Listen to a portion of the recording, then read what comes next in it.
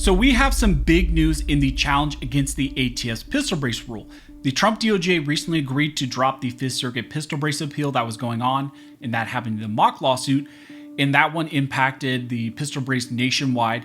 And now also in this case, the ATF has conceded in a new challenge that yes, the pistol brace rule is no longer, valid anymore. That's no longer going to be enforceable, and the nationwide vacatur of that rule is now in place. So this is big news. It's impacting this new case. So let's break down what just happened.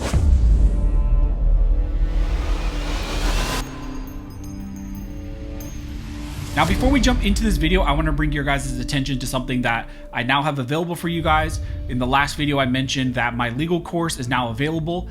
If you're interested, you can check it out using the links down below in the details section, also in the pinned comment.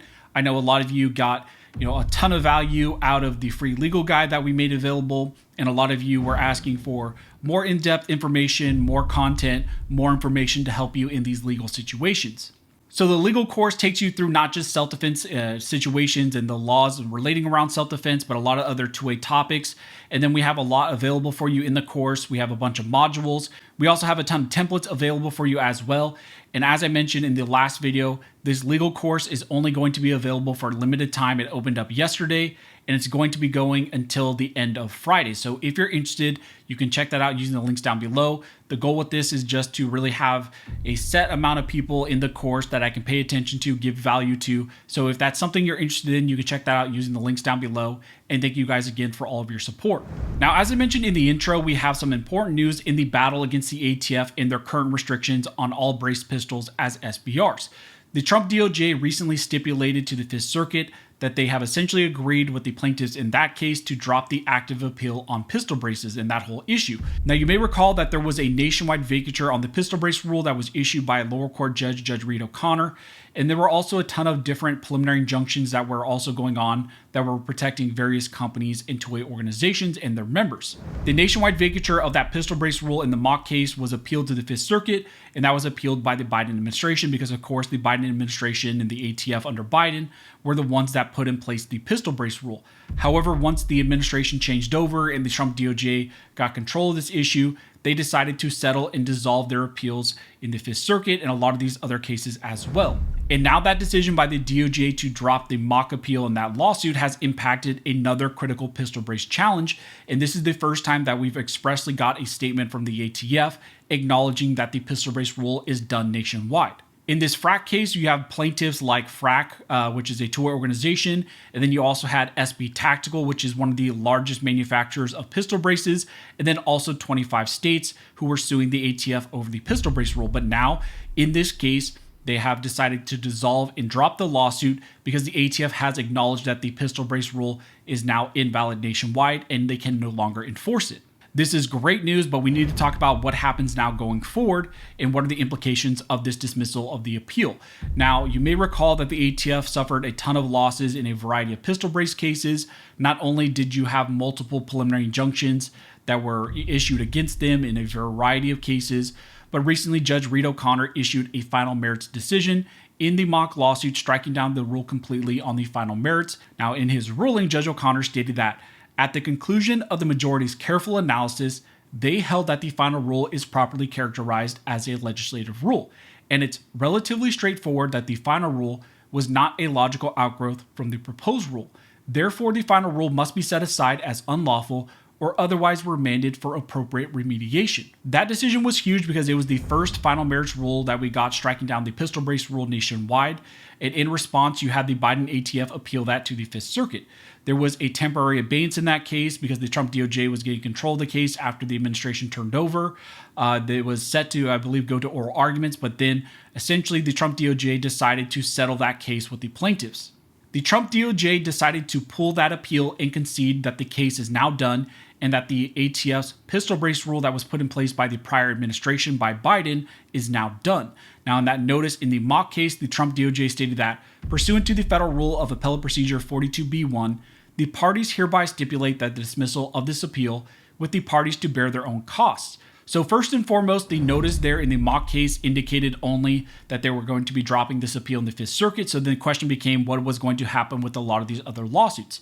Now in practice, what appeared was going to happen is that the case would go back down to Judge O'Connor, that he would just simply rubber stamp his mandate that the pistol brace rule is done nationwide, that the nationwide vacatur is going to stand, and then that would impact all these other cases.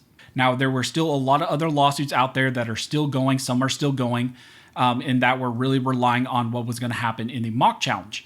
And the question was, what was going to happen after that dismissal of the mock appeal, and how would this impact some of these other cases? You had multiple challenges in the Fifth Circuit jurisdiction, like the GOA case, the NAGR case, the Brittle case, and other lawsuits. And then you also had the Frack challenge out in the Eighth Circuit that was on hold because of the mock appeal. Well, now we just received notice in that case, in the Frack lawsuit, that the parties have resolved the case and that they're going to dismiss this challenge because the ATF is conceding this issue. The notice in this Frack case states that the final rule issued by ATF purporting to regulate pistol stabilizing braces is vacated. ATF has publicly acknowledged the rule is set aside nationwide and has also withdrawn from its website the PowerPoint adjudications that purported to apply the now vacated rule. Accordingly, pursuant to Federal Rules of Procedure 41A1A1, plaintiffs, by undersigned counsel, hereby notice their voluntary dismissal of this action. So the parties in the Frack case have dropped this challenge because the ATF has acknowledged that the brace rule is no more, that it's no longer valid, and they will not enforce it. Important also for the Frack case is the fact that you had 25 states that were also named plaintiffs in this case that were suing the ATF. So that means that those 25 states got together also with the ATF, agreed that the pistol brace rule is going to be dropped and not enforced nationwide. So that's also good news for those 25 states because they have additional coverage as well. And then also, I believe in this lawsuit, you had SB Tactical, which is one of the largest manufacturers of pistol braces. They were also in this lawsuit, in this Frack lawsuit against the ATF. And so they also agreed to this settlement, and they've agreed to acknowledge that the ATF has said that the brace rule is no longer enforceable, and therefore they're going to drop this lawsuit. And that's great news because that means now that the pistol brace rule is gone for now and it's no longer going to be enforceable. Now, the one thing that I do want to note is kind of the long game implications of this decision to agree to drop these appeals and drop these cases.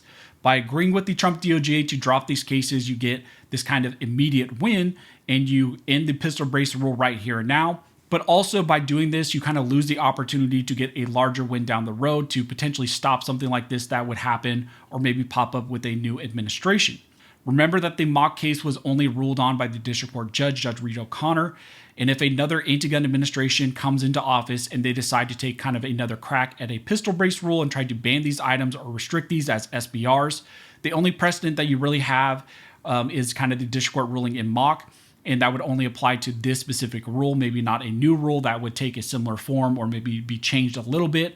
And also, this is not binding on any future rule. So if another administration tries to put in place another pistol brace rule, they could just try to maybe do the exact same thing because, as I've mentioned, the Judge Reed O'Connor decision only struck down the ATF brace rule based on a violation of the APA. They said that it violated the APA's logical outgrowth test. In the future, all you would need to do really for a future administration is to tighten up kind of the APA procedural requirements, submit a new rule. There would still be a commenting period and all that, but you could still potentially get another rule in place if you had enough support within the administration. That's why I say this is an immediate win. It's kind of the fastest and easiest win, but it does kind of leave an opening and an open door for later anti-gun administrations to maybe try to attack pistol braces down the road if they decide that they want to do that. But still, for now, this is good news because the Trump administration has put an end to the prior Biden administration pistol brace rule. The courts are agreeing to dismiss these cases. The parties are reaching settlements, and so they're dropping these. And now the Trump ATF has acknowledged that the pistol brace rule that was put in place prior by the Biden administration is now done, and the nationwide vacatur issued by Judge O'Connor is in effect. So again, great news. That's what's currently happening in these critical pistol brace challenges. Now we'll simply wait to see maybe how some of these other cases develop and if, they reach similar settlements. I would assume that they're also going to reach similar settlements, but this is kind of the first time that we've seen that the ATF has publicly said that yes, they're not going to enforce the pistol brace rule, that it's vacated because of the Judge O'Connor decision. There's a nationwide vacatur on it, and therefore they've removed all that material from their website, and they've publicly acknowledged that now it is vacated. So that's what's currently going on. As we get more information, if anything else pops up, I will let you guys know. If you like this video and you would like to support the channel, one of the best ways to do that, of course, is to subscribe to the channel. Also, as I mentioned, we have that legal course available for you guys. So if you're interested in that, you can check that out using the links down the detail section, also in the pinned comment. I would love your guys' support over there. And also, it's just something that I've been working on for a long time over the last 4 or 5 months to develop, to give you guys additional educational information and more resources if you're interested. So again, check those out using the links down below. But as always, thank you guys so much for all of your support. And never forget, this nation was built by armed scholars, and this nation will be maintained by armed scholars.